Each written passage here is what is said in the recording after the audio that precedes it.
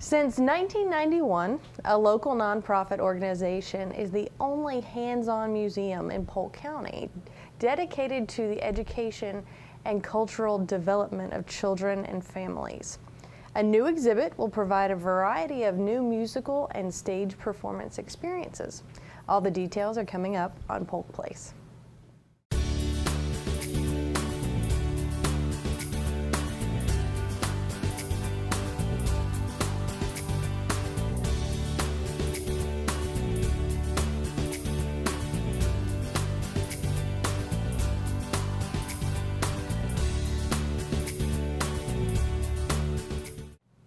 Welcome to Polk Place. I'm your host, Lauren Lingell.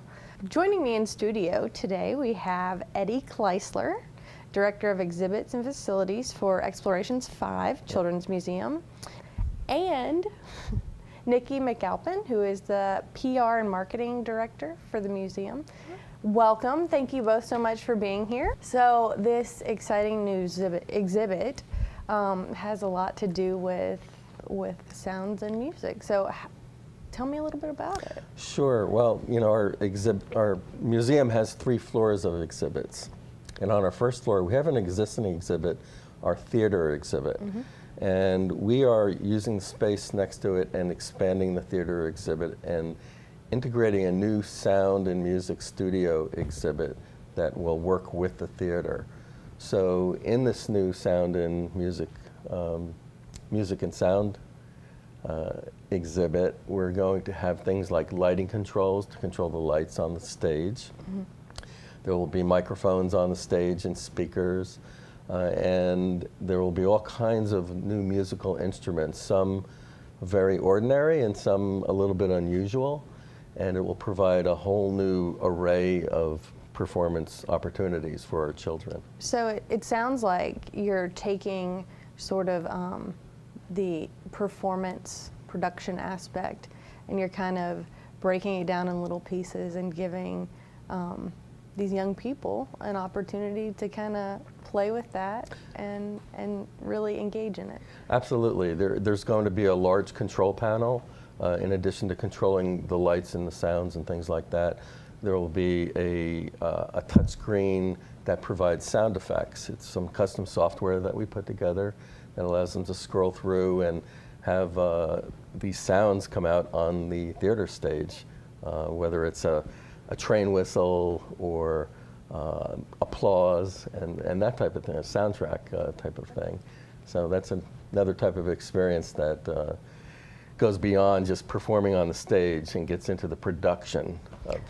If you told me that you were going to have like kiddie karaoke, I would have been like, I'm finding a kid. Yeah, that's right. I'm bringing a kid. That's right, and yeah, we've talked a lot about karaoke, and there are certain aspects of the music and things that require more programming, where we have our one of our educators come in and mm-hmm. do train or educate the children in how to use musical instruments.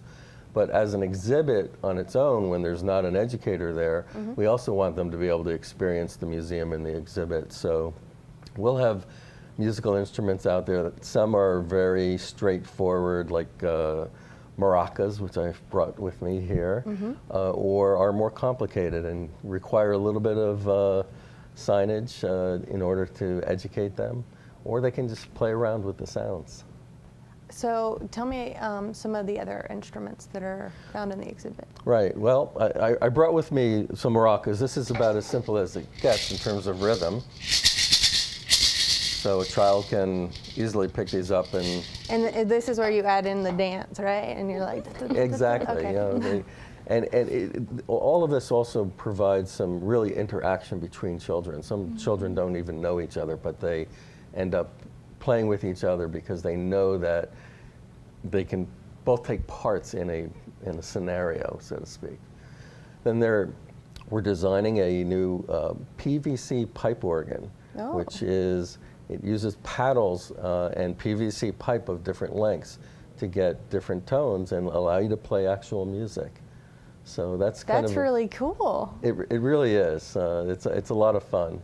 Oh wow. Yeah. Where does that idea come from? Well, actually, these PVC pipe organs, if you go onto YouTube, you can find them. There are lots and lots of designs out there of very complicated ones that can do phenomenal musical sounds, or very simple, you know, playing around playing a very simple song and allowing a small child to use something like that. Okay, and we can expect some of the normal ones, maybe like a guitar or a violin? Yeah, some are a little bit too complicated to be out there as an exhibit. Right. And so certain instruments we only use in programming because it requires an adult to be interacting with the child. Right, because you don't want it to turn into whack-a-mole. Yeah. At the same time, we do want to have some instruments out there that are a little bit more complicated. I brought another instrument here that I don't know how to play, but this is a simple type of accordion. Okay. It does not have a keyboard, but it has the buttons on it. And this is a wind instrument. And normally we can't deal with wind instruments in the Children's Museum, like a flute or a piccolo or a trombone, because you can't have children's mouths on the components. Be constantly cleaning. So if you have an instrument that has a bellows built into it, it creates the wind through that without needing a mouth to do that. So it's a little bit loud, and I'm sorry, I'm not really good at this, but you can get all kinds of sounds.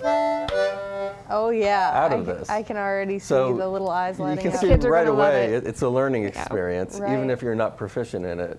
And when we're doing a performance where someone really knows how to play it, we have that capability that they can use these instruments and put a real production in place. I just kind of want to come play for a little while, you know, but I guess it's frowned upon when you don't have children. We allow adults in. So we've kind of covered some of the instruments that are going to be hands-on, some of the production, lighting, performance equipment, if you will. What else? What else are we missing? What else? Well, this new exhibit is sponsored by the Morrison Foundation. I should mention that. We, for what it takes for our museum to be there, the admission prices and membership prices only take care of half of what it costs to do this. So we need to reach out to the community at large, the state, the county, the city, different organizations and foundations in order to provide funding for things like this. So, that's an important aspect of how the museum operates. But these organizations are very engaged with our museum and really want there to be an entity like this for the families of our area. That's right. If you don't support it, this is the type of thing that can go away. Right. And be a huge, that would be a blow to our community. Yep. And we've been very blessed to have the community support for 25 years now. Yeah. Like you said, we started in 1991. So just all of the support that we've gotten and keep getting, it's an amazing blessing. I was going to say, this is where you come in. Like, this is your, this is your deal. Yep. Our celebration year. Yes, it is our celebration year. We're still celebrating 25 years. Along with this exhibit's actually going to premiere, and we'll have the grand opening at Children's Festival, which is coming up in April 8th, I believe, is our set date. So the 25th anniversary, as well as this grand opening, is what we're going to be celebrating at Children's Museum this year. So we're really looking forward to that. Yes. There's some construction that has to take place between now and then. Maybe Eddie can touch on this a little bit further, but there's a wall that's got to come down, and we're expanding the stage. We're changing the stage floor a little bit and updating a lot of that area too. So people, background, we're going to have different backgrounds that people can use, and that's going to be part of our stage update. So we're really looking forward to that for presentations and programs and such like that as well. Yeah, it really will be multi-use. Yeah. You're really going all out for this. We are. Every time I talk to you, it seems like there's some celebration happening, and you're in this constant state of joy and newness. What are some of the other things that you're kind of doing to share this with the community, if you don't mind sharing? Promotion. So platforms such as using Polk Place and really, upping our presence, if you will, on social media will be huge, because those are the areas where everybody is on now. And you're on Facebook? We're on Facebook, we're on Twitter, we're kind of new on Instagram, so we're getting that going. I've been toying around with, especially while construction's going on, playing around with some videos so that people can see the development as all of that comes to fruition. So we're really looking forward to sharing the whole process with everybody and presenting that end at Children's Festival. I mean, like I said, every time I talk to you, it just sounds like there's something exciting going on, and music and sound are they're really pretty near and dear to my heart. So yeah. I'm very excited that the young people are going to get some hands-on learning and things like that with those two items. So. And we've updated some of our daily programs as well. We actually kicked that off at the beginning of January. A lot of the daily programs, well, 2 of them we changed to kind of expand the age group that feels welcome, that they can come in and play with that. A lot of the activities that we're doing Tuesdays, for example, has always been known as toddler time. We recently renamed that to Curious Kids to really put that platform in place of inquiry-based learning with hands-on STEAM activities, which, if you don't know what STEAM is, it's science, technology, engineering, arts, and math. That's much better than what I thought. I thought you were just having kids like wave their hand over hot stuff, and I'm like, how is that allowed? No, but lots of different activities. We have an amazing education staff that just constantly surprise me with coming up with new ideas and activities that they can present to these kids and get the kids excited about learning. So that's going to be one of them.